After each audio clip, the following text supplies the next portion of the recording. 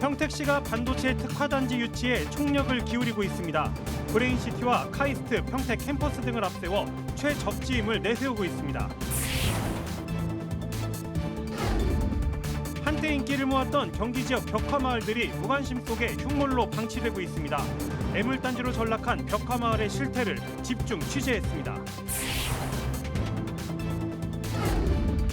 기상청의 올여름 날씨 전망을 내놨습니다. 7월엔 지구온난화의 영향으로 예년보다 많은 비가 내릴 것으로 전망했습니다. 시청자 여러분 안녕하십니까? BTV 경기 주간종합뉴스 시작합니다. 오늘 뉴스는 우리나라 반도체 산업의 중심지로 성장하고 있는 경기 남부 지역 상황을 살펴보는 것으로 시작하겠습니다. 지난 3월 용인시가 반도체 국가 첨단 산업단지로 선정된 이후 이를 견인할 특화단지가 어디가 될지에 관심이 집중되고 있는데요. 경기도 내 6개 지자체가 도전장을 내민 가운데 평택시는 가장 신속하고 큰 효과를 낼 수 있는 최적지임을 내세우며 유치에 총력을 기울이고 있습니다. 주하영 기자의 보도입니다. 오는 2024년 준공을 목표로 개발이 한창인 평택 브레인시티 산업단지. 용수와 전력, 기반시설을 고루 갖춘 산업단지로 기업 입주만을 남겨두고 있습니다. 평택시는 이곳에 들어올 카이스트 평택 캠퍼스와 함께 고도 국제산업단지 삼성전자, 산업시설 용지 등 770만 평방미터를 하나로 묶어 반도체 특화단지로 신청했습니다. 특화단지로 지정되면 삼성전자의 제조 역량과 함께 투자 효과가 크게 발생한다는 것을 장점으로 꼽았습니다. 반도체 생태계를 빠르게 완성할 수 있는 여건도 마련하였습니다. 삼성전자 평택 캠퍼스는 앞으로 5, 6라인 팹배, 용적률 1.4배를 향상시킨 건설 계획을 가지고 있으며 팹 1기당 건설 금액은 45조 원으로 추가 투자되는 금액만큼 시는 또 카이스트 평택 캠퍼스에서 차세대 반도체 산업협력 연구와 R&D 인력 양성이 된다는 점도 내세웠습니다. 평택 마이스터 고등학교와 국제대, 평택대학교 등과 협력 거버넌스를 구축해 실무 능력을 갖춘 인재 육성 계획도 홍보했습니다. 평택시는 이렇게 선도기업과 연구인력 양성기관 그리고 소재부품 장비 기업이 끊임없이 연계하고 협력하여 순환하는 반도체 산업 생태계를 완성해 나가겠습니다. 도내 7개 자치단체가 뛰어든 국가 첨단 전략사업 특화단지, 여건을 갖췄다고 홍보하는 평택시의 전략이 산업통상자원부 결정에 어떤 영향을 미칠지가 주목됩니다. BTV 뉴스 주하영입니다. 화성시엔 세계적인 반도체 장비 기업들의 투자가 이어지고 있습니다. 지난해 11월 네덜란드 ASML에 이어 최근 ASM이 화성시에 투자를 결정했는데요. 막대한 경제 효과와 함께 반도체 산업 핵심 거점으로서의 위상이 높아질 것으로 기대됩니다. 보도에 임세혁 기자입니다. 우렁찬 축포 소리로 공사의 시작을 알립니다. 세계적 반도체 장비 회사인 ASM이 화성시에 제2 제조연구혁신센터를 건립합니다. 7,400제곱미터 규모로 1,350억 원이 투입되는 장비 제조 연구시설입니다. ASM은 지난 1968년 설립된 네덜란드 기업으로 지난해 3조 5천억 원의 매출을 달성한 세계 10위 반도체 장비 기업으로 알려져 있습니다. ASM과 함께하는 협력 업체의 80%가 우리 화성시 내지 경기도에 위치한 업체들로서 오늘 기공식을 계기로 우리 경기도 화성시의 반도체 산업이 다시 한번 활성화될 수 있는 계기가 되지 않을까 이렇게 생각합니다. 이번 제2센터 유치를 위해 미국과 싱가포르 등 여러 국가가 다양한 인센티브 제공을 약속했지만 결국 ASM의 선택은 화성이었습니다. ASM 측은 화성시는 지리적으로 고객사나 협력사와 시너지를 내기에 좋고 핵심 인력 채용이 용이해 투자를 결정했다며 그 배경을 설명했습니다. 이번 제2센터의 가동 시기는 오는 2025년으로 막대한 경제 효과는 물론 200명 이상의 고용 창출 효과가 있을 것으로 전망됩니다. 오늘 이 기공식을 계기로 우리 화성시가 명실상부 대한민국 최고의 반도체 클러스터의 핵심 도시로서 다시 한번 홍보할 수 있는 그런 계기가 되지 않았나 생각합니다. ASM은 지난 2019년에도 화성시에 연구개발 제조센터를 세운 바 있습니다. 이번 시설 확충으로 국내외 반도체 산업 핵심 지역으로서의 화성시의 위상이 더욱 높아질 것으로 기대됩니다. BTV 뉴스 임세혁입니다.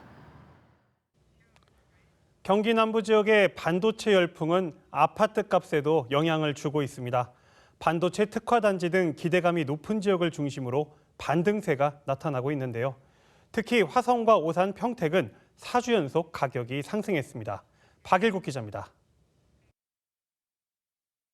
5월 들어 경기 지역 아파트 매매 가격은 평균 0.03% 하락해 마이너스 0.17%를 기록했던 4월에 비해 낙폭이 줄어든 것으로 나타났습니다. 하락을 멈추거나 소폭 반등하는 지역도 5월 첫 주 4개시에 불과했지만 최근에는 10곳으로 늘었습니다. 대표적인 지역은 수원, 용인, 성남 같은 인구 100만 대도시와 과천, 광명, 하남 같은 서울 인접도시들입니다. 이 밖의 상승 지역은 화성, 오산, 평택, 안성으로 특히 화성과 오산, 평택은 4주 연속 상승을 기록했습니다. 화성과 오산은 지난해 평균 10% 이상 하락해 도내에서 낙폭이 가장 컸던 지역이고 평택도 3월까지는 1년 이상 하락세를 기록해온 곳입니다. 한국부동산원은 지난 3월 반도체 클러스터 발표 등으로 인접 신도시인 화성과 오산, 평택 지역에 저가 매수세가 유입되고 있는 것으로 보고 있습니다. 전세 가격은 상대적으로 하락세가 뚜렷한 상황입니다. 5월 도내 전세 하락률은 평균 0.09%로 매매가 하락률 대비 여전히 큰 상황입니다. 도내에서 전세 가격 상승 지역은 9곳입니다. 먼저 서울 인접 지역으로 매매 가격이 상승했던 과천과 광명, 하남, 수원을 제외한 성남, 용인 등 기존 대도시권, 이 밖에 화성, 오산 지역도 전세 가격이 상승했고 광명, 하남의 경우 4주 연속 상승을 기록해 매매 전세 모두 의미 있는 반등을 보이고 있습니다. 전세 피해 문제가 발생했던 화성 지역은 5월 2주차부터 다소 진정되는 양상을 보이고 있고 오산과 평택도 약보합세로 임대 수요가 유입되는 모습을 보이고 있습니다. 한편 경기도는 전세 피해 증가에 대비해 시군에 상담소 설치를 요청하고 이주비와 생계비 지급을 위해 추가 예산을 편성할 예정입니다. 현재 경기도에는 10개 시군이 전세 피해 상담소를 설치 운영하고 있습니다. BTV 뉴스 박일국입니다.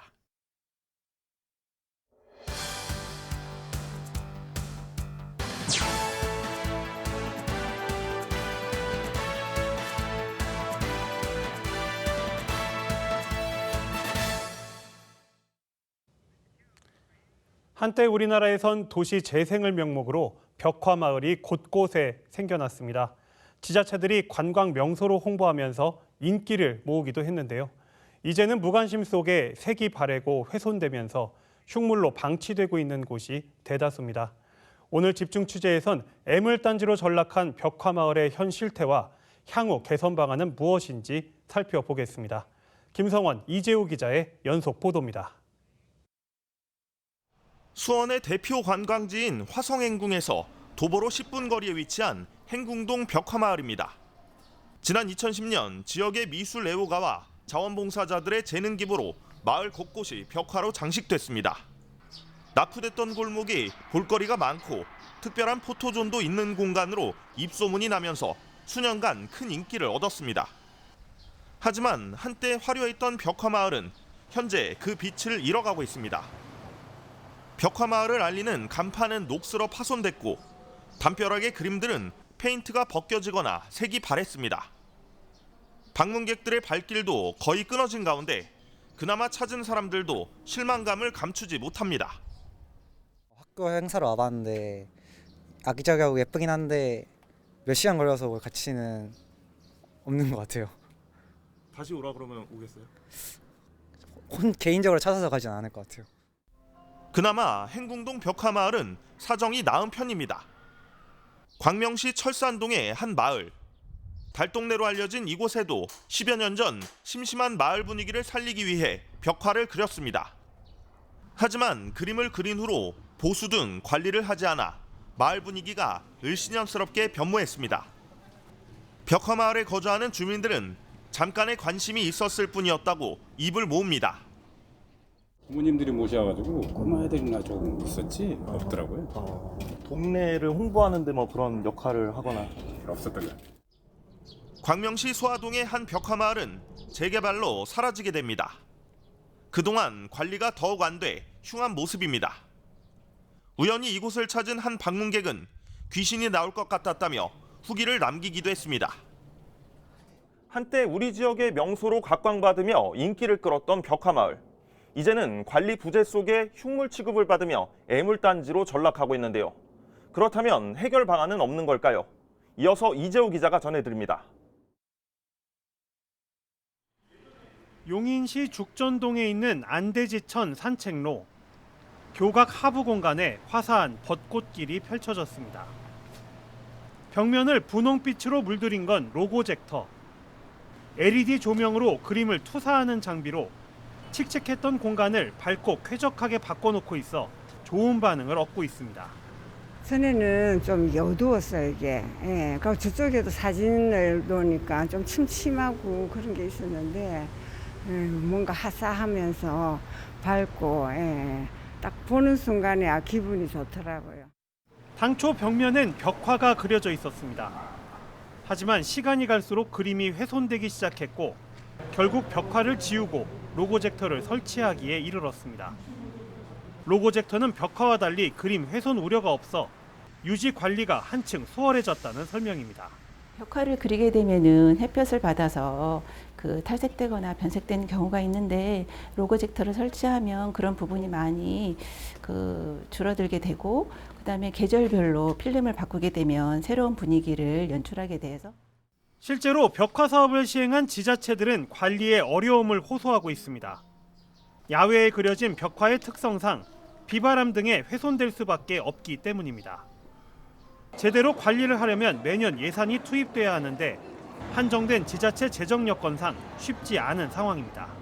효과가 많아지다 보니까 그런 예산 부분에 좀 운영하는 것도 있고 이제 사업의 이제 동 예산이 그걸 운영할 수 있는 예산은 사실 없어요. 다른 사업들은 조금만 이제 주민 불편 사업이라고 이제 조금만 해야 되는데 이것만 또 할 수가 없는 상황이어서 전문가들은 시작부터가 잘못됐다고 지적합니다. 보통 벽화 사업은 도시 재생을 명목으로 추진됐는데 도시 재생이란 목적보단 당장 보여주기에 급급하다 보니 사후 관리에 대한 계획이 없었다는 겁니다. 행정적으로 조금 문제는 좀 있습니다. 뭐 담당자가 이제 바뀐다거나 그리고는 실이 흘러가가지고 그에 대한 자료가 없거나 이런 부분이 있는데 저희도 좀 강권하고 있는 게 도나 이런 중앙 정부에서 관리단을 둬가지고 그것만 따로 관리하는 그런 좀 집중적인 관리가 좀 필요한 상황입니다. 대다수 벽화 마을이 흉물로 방치되고 있는 요즘 이제는 존폐 여부를 결정해야 한다는 목소리도 나오고 있습니다. 현황 조사를 통해 없앨 곳은 벽화를 지우고 유지가 확정된 곳엔 도시 재생이란 취지에 맞는 지원이 이루어져야 애물단지라는 오명을 벗을 수 있을 것으로 보고 있습니다. 그 지역의 경제 활동의 어떤 특성, 그 지역 거주민들의 어떤 경제 활동 그 분포가 어떻게 되는지 뭐 이런 것들을 좀 충분하게 조사를 해가지고 그것을 살릴 수 있는 경제 정책이 들어가고 그러는 가운데서 이거를 살릴 수 있으면 살리고 벽화를 안 되면은 철거해야 되는 거죠. 명물에서 애물단지로 전락하고 이제는 존폐 기로에까지 놓인 벽화 마을. 더 이상 흉물로 방치되지 않도록 출구 전략 마련이 시급해 보입니다. BTV 뉴스 이재호입니다. 방치되고 있는 공공미술작품은 벽화뿐만이 아닙니다. 안양시의 공공조형물들도 훼손이 심각한 상황인데요. 오는 8월엔 공공예술 프로젝트란 이름의 행사가 열릴 예정이라 논란이 커지고 있습니다. 현장에 이창호 기자가 다녀왔습니다. 지난 2005년 제1회 안양 공공예술 프로젝트에서 제작된 안양 상자집이란 작품입니다. 플라스틱 음료 상자로 제작된 작품인데 보기만 해도 언제 쓰러질지 위태로워 보입니다. 기울어진 작품과 이를 받치고 있는 지지대, 쓰러지지 않도록 묶어놓은 밧줄은 작품이 아닌 흉물로 느껴질 정도입니다. 관람객이 내부로 들어가 감상할 수 있도록 제작됐지만 지금은 출입이 금지됐습니다. 여기 산책길이에요. 근데 이게 작년까지만 해도 이게 이렇게 좀 노후됐다는 생각이 안 들었었는데 올해는 저것도 막아놓은 거 보니까 이거 다시 좀 어떻게 손 봤으면 좋겠다 이런 생각. 같은 기간에 제작된 거울 미로라는 작품입니다. 110개의 거울 기둥으로 제작된 이 작품은 낙서판이 됐습니다. 원래의 그 치즈의 그 조형물을 느낄 수가 없어요. 많이 낡고 그다음 저 가까이 가고 싶지 않다라는 생각. 귀신이 무서워서가 아니고 그냥 섬찟하다니까. 여기 넘어가면은 맨날 다니던 길인데도 밤에 그거 혼자는 못 가. 혼자는 정말.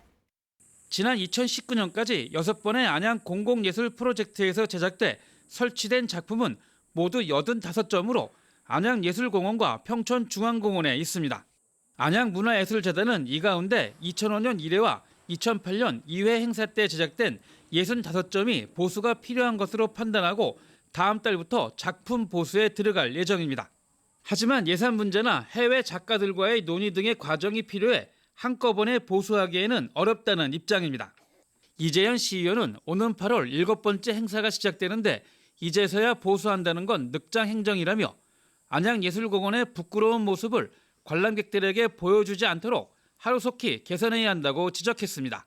실외제 예술공원에 대한 프로젝트를 가지고 APAP를 한다 그러면은 좀 거기에 걸맞는 미리 좀 예술공원을 관리를 할 수 있는 방안이 필요했었는데 좀 늦장 대응을 하지 않았습니다. 2005년 시작해 올해 18년째를 맞은 안양 공공예술 프로젝트 APAP. 관리가 안 된 작품들 속에서 행사가 펼쳐지게 됐습니다. BTV 뉴스 이창호입니다.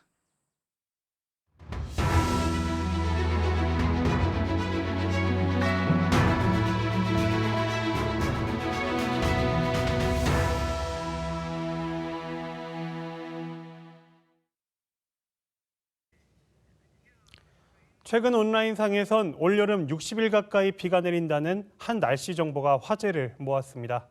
여름 내내 비가 온다는 소식에 걱정하시는 분들도 많은데요. 기상청이 올여름 날씨 전망을 내놨습니다. 김효승 기자의 보도입니다.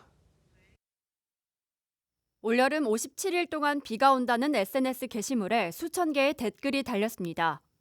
온라인상에선 올여름 연일 비가 올 거란 글이 잇따르고 있습니다. 한 컴퓨터 운영체제 회사 사이트의 정보 때문인데 여기에 7월과 8월 수원 지역 날씨를 검색하면 대부분 비로 표기된 걸 볼 수 있습니다. 거리 시민들의 차림은 이미 반팔 반바지 복장으로 변화했습니다. 온라인을 달군 날씨 이슈에 때이른 더위까지 벌써부터 극한의 여름 날씨를 걱정하는 목소리가 이어집니다.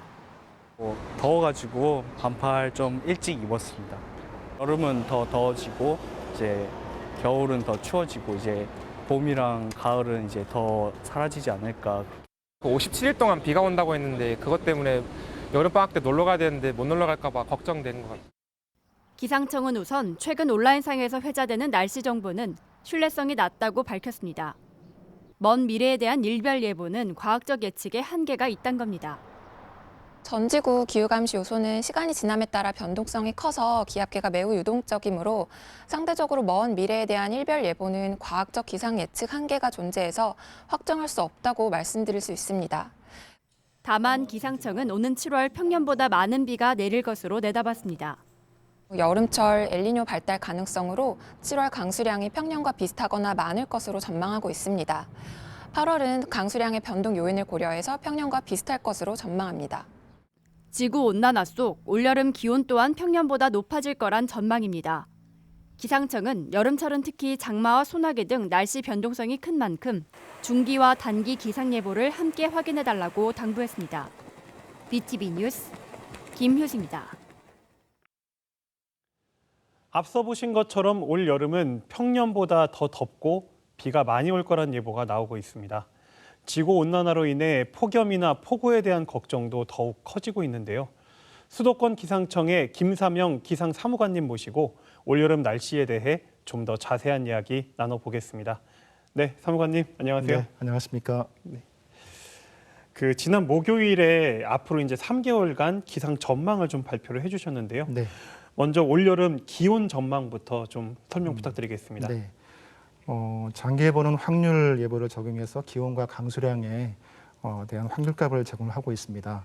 확률 예를 들어서 확률 50%라고 한다면 같은 기상 조건 하에서 10번 중에 한 5번 강수가 있다 이렇게 말할 수가 있겠고요. 수도권 기상청은 23일 3개월 전망에서 올해 수도권 지역은 6월에서 8월 여름철에 평균 평년과 비슷하거나 높을 것으로 보고 있고요. 확률은 각각 40%이고 평균보다 낮을 확률은 20%라고 발표를 하였습니다. 여름철 강수량은 6월과 8월에는 평년과 비슷하겠지만 7월에는 평년과 비슷하거나 높을 확률이 각각 40%로 이렇게 전망을 하고 있습니다.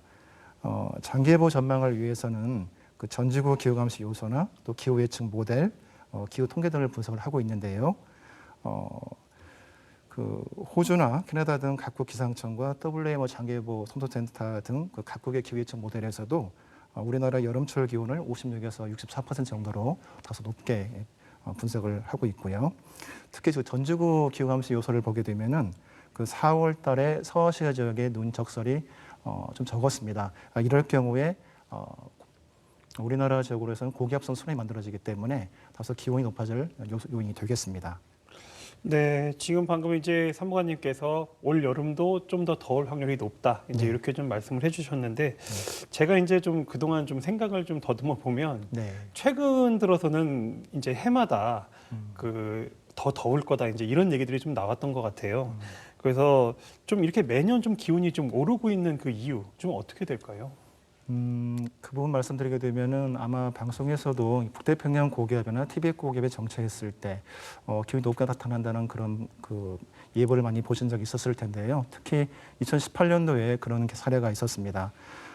기온이 상승한다는 그 부분을 보게 되면은 특히 좀 전에도 말씀드렸던 것처럼 특히 이번 같은 경우에 4월 달에 서쪽 아시아, 서아시아 지역에 눈덮임이 평년보다 적을 경우와 또 남인도양과 필리핀의 부근에 그 해수면 온도가 평년보다 따뜻하고 또 동인도양 수면 온도가 평년보다 차가운 점이 우리나라 부근으로 해가지고 고기압을 발달하게 하는 요인이 되겠습니다.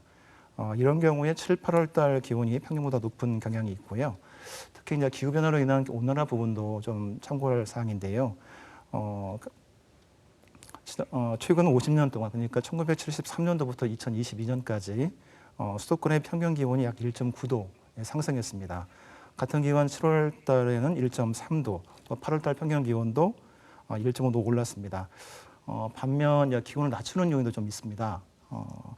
지금 계속해서 이제 기온이 올라가는 추세가 있긴 하지만 이게 추세가 그렇다는 것이지 매년 오른다는 건 아니거든요. 올해 같은 경우에도 지난 3월에 봤을 때 만주 지역으로 해가지고 눈덮임이 평년보다 적었던 점이 이럴 경우에는 오호츠크해 쪽에 고기압이 형성되기 때문에 오호츠크에서 차고 건조한 바람이 불어오면서 우리나라 쪽에 기온을 낮추는 그 요인으로 작용할 수 있겠습니다. 그러니까 지금 이제 우리 사무관님 말씀을 좀 종합해 보면 이제 전 세계적으로 어떤 기후 요인들을 좀 분석했을 때 우리나라의 올여름 기온을 좀 높일 수 있는 그런 요소들도 있지만 또 반대로 이제 좀 기온을 낮출 수 있는 요인들도 있다. 뭐 저희가 좀 이렇게 이해를 하면 되겠네요. 전지구 기후 요소 중을 보게 되면은 북극과 그다음에 중위도, 남극 다 포함되기 때문에 그런 요인들을 골고루 다 살펴봐서 분석을 해두는 그런 사례가 되겠습니다. 네. 앞서 리포트에서도 좀 언급이 됐었거든요. 그 올여름 강수 전망이 좀 화제가 된 적이 있었는데요.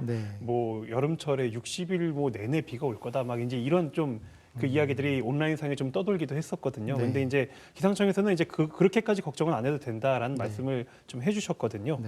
어쨌든 근데 그 7월에는 그 평년보다는 좀 비가 많이 올 수 있는 거죠. 네, 그렇습니다. 지금 일단 좀 전에도 말씀드렸다시피 엘니뇨가 발생했을 때 그 영향으로 인해 가지고 강수 가능성이 좀 증가될 수가 있는데요. 엘니뇨가 그 드는 지역을 보게 되면 아까 좀 전에 말씀드렸듯이 적도 부근에서 발생되고 있는데 적도의 중태평양과 동태평양 사이에서 해수면 온도가 좀 증가했을 때 굉장히 강한 대류 활동이 발생하면서 파동 효과에 의해서 우리나라 쪽에 저기압성 순환이 만들어지고 그로 인해서 강수가 발생할 수 있는데요. 현재로 봤을 때 엘니뇨가 지금은 그 엘니뇨가 약간 중립 상태를 보이긴 하지만 5월과 7월 달에 좀 더 발달할 것을 보고 있고 그에 따라서 7월 중순과 8월 중순경에 우리나라 그 남부지방을 중심으로 해가지고 평년보다 강수가 좀 많이 발생할 수 있는 그런 조건이 형성되고 있고요. 특히 7월 강수량이 평년에 261.5mm에서 427.9mm인데요. 이와 비슷하거나 좀 많을 것으로 예측을 하고 있습니다. 그러니까 한 5월에서 7월 정도에 이제 요 사이에 엘니뇨가 이제 좀 발달이 되면은 네, 그 그렇습니다. 대류 현상으로 인해서 네. 이제 그 공기들이 이제 우리나라 쪽으로 이동을 해가지고 네. 7, 8월 정도에는 이제 우리나라 쪽에 좀 비를 네. 뿌릴 수 있다, 이런 네, 설명이신 그렇습니다. 거죠? 7월 달에 특히 이제 대기 현상에 따라서 달라질 수도 하겠지만은 7월에 좀 더 많은 영향을 줄 것으로 이렇게 보여지고 있습니다. 네, 사실 이 이제 엘니뇨 현상이라는 거를 이제 저희도 굉장히 많이 이제 들어보긴 했는데 네. 이게 이제 정확히 좀 어떤 현상이라는 거에 대한 그 지식은 좀 네. 없는 것 같거든요. 그리고 어떤 영향을 주는지도 좀 궁금한데요. 조금 더 자세한 설명 좀 네. 부탁드리겠습니다. 지구로 봤을 때 태양 햇빛을 가장 많이 받아서 열이 올라가는 지역이 적도 부근이거든요. 적도 동태평양 쪽에는 페루나 에콰도르 같은 나라들이 있는데 그쪽에서 주로 스페인어 말로 남자 아이라는 뜻을 엘니뇨로 하고 있는데요. 그쪽 지역에서는 겨울철 발달을 하긴 하지만 이게 한번 발달하게 되면은 전국적으로 전 지구적으로 현상을 주기 때문에 우리나라 같은 경우에는 아까 좀 전에 말씀드렸듯이 엘니뇨가 발달했을 때 7월과 8월 영향을 준다고 말씀드렸는데요. 3개월 이동 평균으로 그 평년보다 0.5도 그 이상 높은 상황이 5개월 이상 지속되었을 때 WMO에서는 그 엘니뇨다 이렇게 정의를 하고 있습니다. 엘니뇨는 그 기후 변화 현상이 아니고요. 대기 그 주기적으로 발생하는 그 현상으로 볼 수가 있겠습니다. 한 번 발생하게 되면은 수개월 이상 지속되는 현상이 되겠고요. 최근 그러니까 5월 14일과 5월 20일 그 엘니뇨 라니냐 감시 구역의 해수면 온도가 평년보다 한 0.5도 높은 상태를 보이고 있습니다. 기상청의 기후 예측 모델이 있는데요. 그 결과에 따르면은 3년간 지속되었던 라니냐가 이제 좀 중립으로 되면서 라니냐가 종료가 되겠고 현재는 이 중립 상태가 조금씩 발달하고 하고 있거든요. 그래서 5월과 7월은 아까 말씀드렸듯이 엘니뇨 발달 가능성이 높은 것으로 현재 전망을 하고 있습니다. 그럼 사무관님 말씀 지금 들어보면 그 엘니뇨라는 게 네. 이제 모르는 분들은 네. 이게 뭐 이제 지구 온난화나 막 뭐 환경에 어떤 뭐 좀 안 좋은 영향 이런 것들 때문에 발생한다, 이렇게 좀 알고 있었던 분들이 있었을 것 그렇지는 같은데 않습니다. 네, 아닌 거네요. 네. 네, 대기 현상일 수가 현상이고요. 이게 주기적으로 발달하기 때문에 특히 이제 좀 전에 말씀드리면서 엘니뇨 라니냐 말씀드렸는데 그거는 적도 동태평양 사이에 엘니뇨 3구역과 4구역이 있습니다. 그래서 저희가 엘니뇨 3, 4구역의 상황을 말씀드리고 있는데 위치를 보게 되면은 주로 이제 북위와 남위로 했을 때 5도 사이에 분포를 하고 있고 동경으로 보게 되면은 약 동경에서 서경으로 170도에서 120도 사이에 위치한 그런 해수면 영역입니다. 그 영역의 지구상을 봤을 때 가장 태양열을 많이 받으면서 열 효율량이 증가했을 때 그걸 엘니뇨로 하고 있거든요. 이런 현상이 발달하게 되면은 예를 들자면 우리나라 같은 경우는 아까 전에 말씀드렸듯이 7, 8월에 강수가 있다면 호주 같은 지역에서는 비가 오겠죠. 이런 현상이 엘니뇨라고 말할 수 있겠습니다. 그러니까 반복되는 어떤 자연스러운 현상으로 봐도 그렇습니다. 되겠네요. 네. 네, 알겠습니다. 사실 이제 지난해 좀 비가 많이 내려서 수도권에도 좀 피해가 좀 잇따랐거든요. 그래서 기상청에서도 좀 여느 때보다 올 여름에 좀 긴장이 되지 않으실까 싶은데요. 네. 마지막으로 좀 우리 시민들에게 또 이제 장마철 앞두고 있잖아요. 좀 당부 한 말씀 부탁드리겠습니다. 네, 좀 전에 이어서 말씀드렸던 것처럼 해수면 온도나 북극 해빙, 북극 진동 등 이런 전지구 기후 요소에 따라서 근데 이 현상들의 대부분 변동성이 큽니다. 그렇기 때문에 기압계가 매우 유동적으로 현재 변할 것으로 보이기 때문에 이에 따라서 1개월 전망은 대부분 아까 말씀드린 것처럼 확률 예보로 이렇게 말씀을 드리고 있는데요. 현재 그 1개월 이상 예보를 하루하루 예보하는 것은 과학적인 한계가 있습니다. 하지만 좀 전에 말씀드린 것처럼 확률 예보를 적용해서 발표를 하고 있는데 이런 확률 예보는 미국이나 일본, 우리가 말하는 기상 선진국에서 같이 활용을 하고 있고요. 그럼에도 우리 수도권 기상청에서는 국민들의 안전한 생활과 여가 활동을 위해서 최신 기술을 도입하고 또 국내의 기후 전문가들과 토의회 등을 통해서 자기 전망을 발표를 하고 있습니다. 변동성을 고려해서 새롭게 업데이트되는 그 중기예보 또 매주 발표되는 1개월 전망 그리고 매월 발표되는 3개월 전망을 함께 봐주시기를 부탁드리겠습니다. 그러니까 지금 이제 방금 이제 우리 사무관님께서 뭐 1개월 이상의 일별 예보는 좀 과학적인 한계가 있을 거라고 얘기해 주셨는데 그러니까 지난번 온라인에서 뭐 60일 내내 뭐 이제 비가 온다 이런 예보들은 좀 정확하지 못하겠네요. 그거는 통계 분석에 의해서 전산 처리한 거기 때문에 그 부분에 대해서는 좀 전에 말씀한 걸로 대처를 하도록 하겠습니다. 네, 알겠습니다. 사무관님 오늘 말씀 여기까지 듣겠습니다. 네, 감사합니다.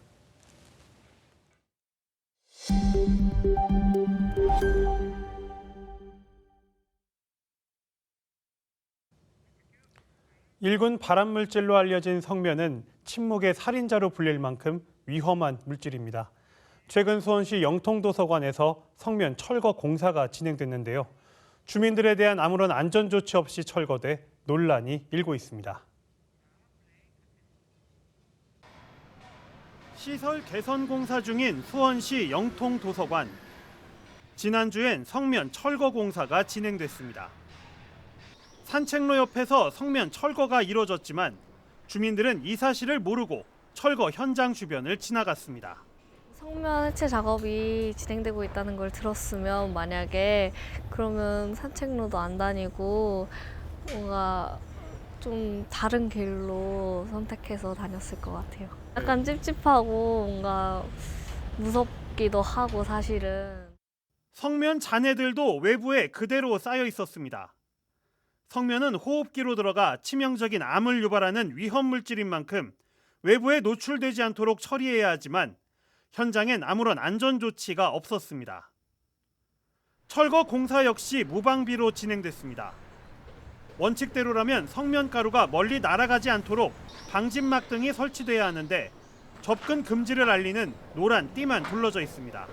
그런 노출된 곳들을 개방된 주차장 그리고 개방된 산책로에다가 번뜩하게 두었다는 것은 시민들이 성면을 오염될 수밖에 없게 만들었습니다.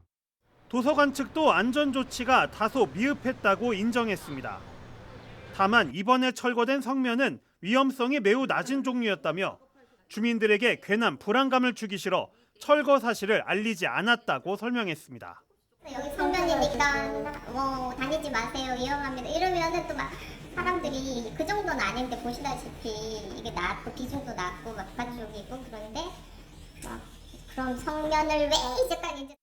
성면 철거 당일 도서관 직원들은 성면의 위험성을 우려해 출근을 하지 않았습니다.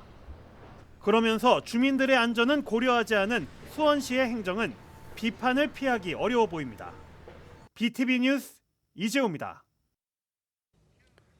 평택시는 오는 7월 버스 노선 개편을 앞두고 있습니다. 그런데 이 소식에 안성 시민들의 걱정이 커지고 있는데요. 평택과 안성을 오가는 일부 노선이 없어지거나 변경되기 때문입니다. 주하영 기자의 보도입니다. 안성 공도 로뎀나무 국제대안학교로 시내버스가 들어갑니다. 이 학교와 마을 주민이 이용하는 유일한 버스입니다. 학교는 이 버스로도 부족해 학교장이 직접 미니버스를 운영합니다. 그런데 오는 7월부터는 노선이 달라지고 운행 횟수가 준다고 해 걱정이 이만저만이 아닙니다. 등교하는 노선은 그대로 유지되는데 하교할 때는 평택 유천동을 지나 평택역으로 빠지면서 노선이 달라집니다.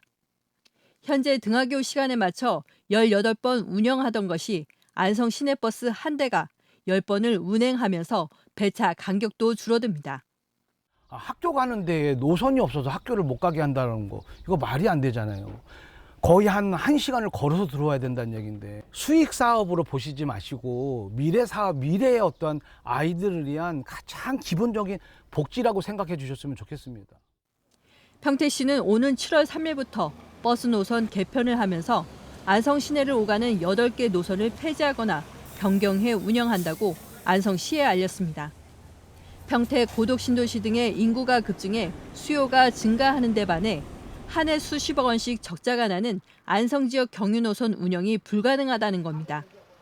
안성 구간은 노인 등 교통 약자가 이용하는 구간으로 이들의 어려움이 가중될 것으로 보입니다. 아침에는 할머니 할아버지들 나가시는 병원 가시는 거, 오후 한 2, 3시 정도부터는 이제 할머니들 들어오시는 거.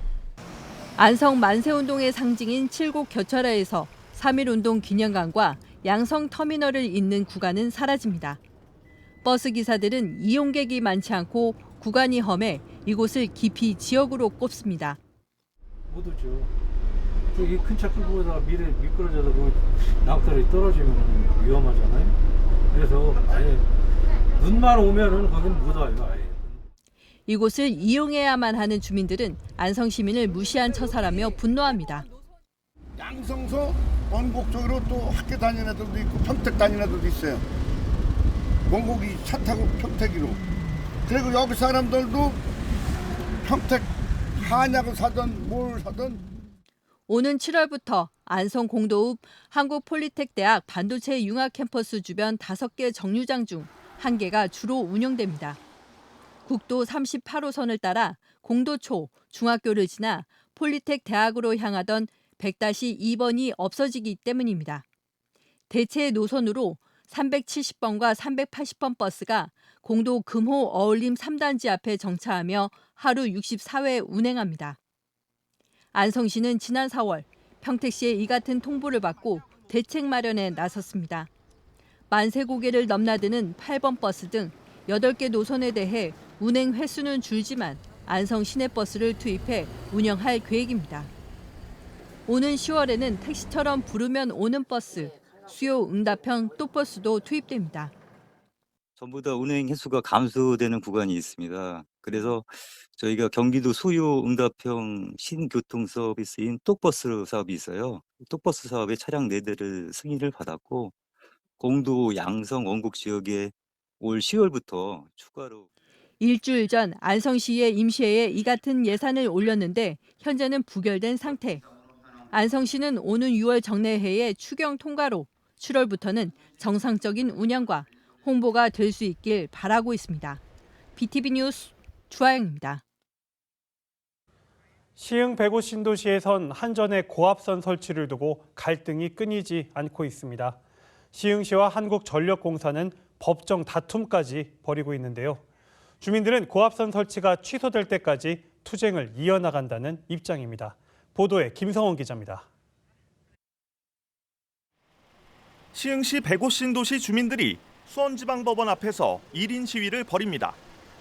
105 2동 중심부를 가로지르는 고압선 설치를 막아달라며 법원에 호소한 겁니다. 시흥시와 한국전력공사는 관련 문제로 행정소송을 이어오고 있는 가운데 첫 재판에서 법원은 한전의 손을 들어줬습니다. 이에 시흥시가 항소했고 지난 19일 1차 변론이 있었습니다. 법정에서 시흥시 변호인단은 105 주민 모두가 반대하는 고압선 설치를 무산시켜줄 것을 요구했습니다.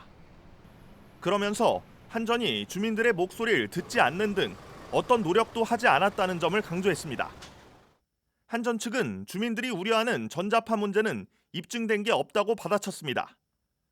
또 주민들을 설득하려면 공사 기일이 늦어진다며 빠른 착공을 호소하기도 했습니다. 이 과정에서 시흥시 측은 고압선으로 인해 피해를 본 증인이 있다며 채택해 줄 것을 요구했지만 재판부는 받아들이지 않았습니다. 변론이 끝난 후 주민들은 참담하다는 반응을 보였습니다. 시민들을 무시한 채 국가 사업을 강행한다는 한전을 도무지 이해할 수 없다는 겁니다. 공기업이라는 이유로 정말 국민의 어떤 기본권을 완전히 묵살하고 지금 강행하는 거잖아요. 근데 이걸 있을 수가 없고 또 증인 채택을 해달라고 하는데도 그거조차도 거부당했잖아요. 그러니까 너무너무 참담한 것 같아요. 시흥 변호인단의 태도와 무능함도 도마 위에 올랐습니다. 시흥시를 대변하는 만큼 호소력이 있을 것으로 기대했는데 실망스러웠다는 겁니다. 8만 105 주민들은 그 변호사들 한마디를 지켜보고 있는 가운데 이렇다 할 큰 어떤 그 대변을 해줄 말이 없고 정말 이거 어떻게 하소연을 해야 될지 모르겠을 정도로 너무 지금 참담합니다. 시흥 105 주민들은 법원에 탄원서를 제출하고 대규모 집회를 이어가겠다며 고압선 반대를 분명히 했습니다. 한편 시흥시와 한전의 행정소송 항소심은 다음 달 9일 판결이 날 예정입니다. BTV 뉴스 김성원입니다. 주말을 맞아 우리 지역 걷고 싶은 길을 소개해드리는 시간입니다. 용인 정광산 자락엔 지난 2009년에 문을 연 자연 휴양림이 있는데요. 잘 꾸며진 숲길을 걸으며 생태 체험도 할 수 있는 곳으로 김효승 기자가 안내합니다. 소풍에 나선 아이들이 잔디밭을 거닐고 온 가족이 둘러앉아 간식을 나눠 먹습니다. 텐트를 설치하고 나무 그늘에서 휴식을 즐기기도 하는 공간. 시민들의 휴식 장소로 사랑받는 용인 자연휴양림입니다. 예, 가족들과 휴양 왔는데 조용하고 너무 좋았어요. 여기 한 바퀴 산책 더 하고요. 그리고 좋은 경험 쌓고 갈 겁니다. 일단은 산림욕하기 좋고 길들이 이렇게 험하지 않으면서도 걷기가 좀 좋습니다. 운동도 하고 책도 좀 읽고 이러려고. 정광산 자락에 자리한 용인 자연휴양림엔 산 정상까지 오르지 않아도 자연을 보고 즐길 수 있는 산책길이 조성돼 있습니다. 넓은 잔디광장에서 출발해 걷다 보면 마주하는 꽃들의 향연. 노란꽃 창포를 비롯한 야생화들이 다채로운 볼거리를 선사하는 야생화 단지입니다. 이곳에선 100여 종의 계절 야생화와 함께 예스러운 풍경도 감상할 수 있습니다. 사람이 들어와서 화전을 일고 살았다고 해요. 이 야생화 단지를 보시면은 저런 돌무더기라든가 돌담 같은 흔적을 찾아보실 수 있고요. 100여 종이 넘는 꽃들이 계절별로 피어나니까 오셨을 때 그 계절별로 어떤 꽃이 피었는지 잘 살펴보시면서. 팔각정 인근에서 솔방울을 바구니에 던져넣는 체험을 즐기고 나면 수십 미터 높이의 소나무 군락이 나타납니다. 80년 이상 수령의 소나무길에선 솔레음을 맡으며 산림욕을 즐기기에 제격입니다. 숲길을 거닐다 만나는 연못도 생태를 체험하고 배울 수 있는 공간입니다. 연못 속에 자리한 도넛 모양의 도롱뇽알. 이곳은 도심에서 보기 어려운 도롱뇽 서식지입니다. 도롱뇽과 산에 사는 산개구리가 알을 낳고 올챙이로 자라다가 어른이 돼서 나가는 작은 연못이에요. 그래서 시기를 잘 맞춰 오시면 올챙이도 보실 수 있고 도롱뇽도 만날 수 있는 그런 곳입니다. 산책길을 돌아 내려오다 만나는 알숲에선 온 가족이 휴식하고 놀이터를 뛰놀며 추억을 새길 수 있습니다. 숲길을 도는 데 걸리는 시간은 1시간 남짓. 이외에 목재 체험관이나 야영장을 비롯한 시설 주변 숲길도 인기입니다. 휴양림 내 산림교육센터 홈페이지에서 예약하면 무료 숲길 안내와 목재 체험 등을 할 수 있습니다. 점점 더워지는 날씨, 용인 자연휴양림에서 산림욕과 함께 자연 속 휴식을 즐겨보는 것도 좋겠습니다. BTV 뉴스 김효지입니다.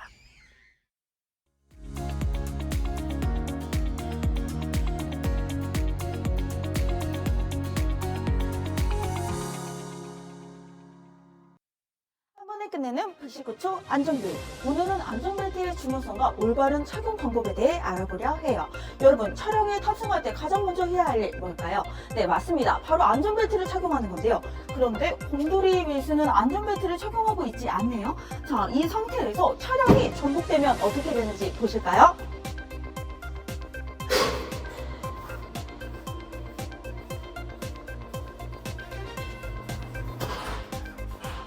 이 차량에 내가 탑승하고 있었더라면 정말 상상만 해도 끔찍한데요.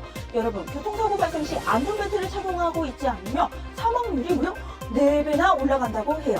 나 자신의 안전을 위해 꼭꼭꼭 착용해야 하는 안전벨트. 하지만 잘못된 방법으로 착용하게 되면 사고 발생 시 오히려 큰 부상을 입을 수도 있어요. 그래서 저와 함께 알아봐요. 안전벨트 올바르게 착용하는 방법.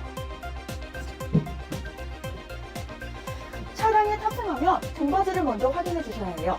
등받이가 비스듬한 상태에서 교통사고가 발생하게 된다면 목부상 발생률이 무려 50배나 높아진다고 하네요. 자, 등받이를 똑바로 세워주시고요. 그 다음 해야 할 일. 바로 안전벨트의 띠 확인입니다. 어깨띠와 골반띠의 위치를 확인할 건데요. 어깨띠 먼저 볼까요? 어깨띠는 어깨를 지나 가슴을 고정해 주시면 되고요. 이 어깨띠가 목에 닿거나 얼굴에 닿거나 어깨띠 밑으로 팔이 들어가거나 등 뒤로 착용하시면 절대 안 됩니다. 자, 어깨띠의 위치를 확인했다면 그 다음 확인해야 할 일, 바로 골반띠의 위치입니다. 골반띠는요, 절대 복부에 닿으면 안 되는데요. 그 이유, 갑자기 사고가 발생한다면 복부에 압력이 가해져 내부 장기가 파열될 수도 있어요. 골반띠는 꼭 골반을 덮어주시면 돼요. 이렇게 어깨띠와 골반띠를 확인했다면 그 다음 버클을 딸깍 하고 결합하면 안전하게 안전벨트 착용하는 법 끝! 그럼 안녕! 안녕하십니까. 경기도 소방재난본부의 김순영입니다. 여러분은 안전띠의 교체 주기를 알고 계십니까? 안전띠는 영구적으로 사용할 수 있는 부품이 아닙니다. 사고 없이 사용했더라도 4에서 5년마다 점검 후 교체해야 하며 안전띠 버클을 결합할 때 딸깍 소리가 나지 않는다면 즉시 점검해야 합니다. 최근 온라인상에서는 경고음 차단 클립이나 안전띠를 느슨하게 해주는 클립 등을 판매하는 곳이 많습니다. 사소한 편의보단 탑승객의 안전이 우선인 만큼 해당 제품은 절대 사용하시면 안 되겠습니다. 우리나라에서는 2018년 9월 28일부터 전자석 안전띠 착용을 의무화하고 있습니다. 운전자가 안전띠 미착용 시 3만 원의 범칙금이 부과되며 동승자 미착용은 과태료 대상으로 13세 미만인 경우 6만 원, 13세 이상인 경우 3만 원의 과태료가 운전자에게 부과되고 있습니다. 안전띠를 매지 않았을 때 결과는 생각보다 혹독한데요. 2013년 한 고속도로 흰색 차량 한 대가 급하게 핸들을 돌리다 차량이 뒤집혔고 몇 차례나 구른 후 멈춰섰습니다. 이 사고로 앞좌석의 탑승자 2명은 목숨을 건졌지만 뒷좌석에 탑승했던 2명은 결국 숨지고 말았습니다. 뒷좌석에 안전띠를 매지 않았기 때문입니다. 한국교통안전공단 2021년 통계에 따르면 앞좌석 안전띠 착용률은 84.8%로 비교적 높은 수치를 보였지만 뒷좌석 착용률은 32.4%에 불과했습니다. 안전띠 착용 여부에 따라 사고 시 생사가 결정될 수 있기 때문에 전좌석 안전띠 착용을 위해서는 스스로 안전띠의 중요성을 깨닫고 습관화해야겠습니다. 안전띠 착용은 우리 모두의 안전과 생명을 지켜주는 만큼 선택이 아닌 의무라는 사실 꼭 기억해 주세요. 저는 다음 시간에 다시 찾아뵙겠습니다. 감사합니다. 이상으로 BTV 경기 주간 종합 뉴스를 마칩니다. 편안한 주말 보내시기 바랍니다.